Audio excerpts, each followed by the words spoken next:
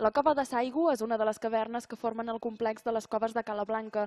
El seu distintiu és un llac d'aigua dolça de grans dimensions que, amb el temps, ha anat augmentant de superfície, fent més atractiu aquest espai. Durant el segle XX es van acondicionar parts de la caverna per fer-la visitable, però actualment està tancada als vianants. Aquest llac de la cova de Saigo es va topografiar per primera vegada als anys 50 i llavors es va catalogar com un dels més grans d'Europa. Amb els nous descobriments, altres coves han anat quedant enrere, a pesar de fer més de 100 metres de llargada.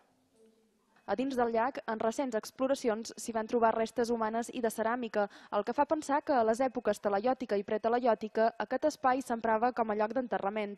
Durant els probables 3.000 anys de diferència, el llac ha anat creixent tapant aquestes restes.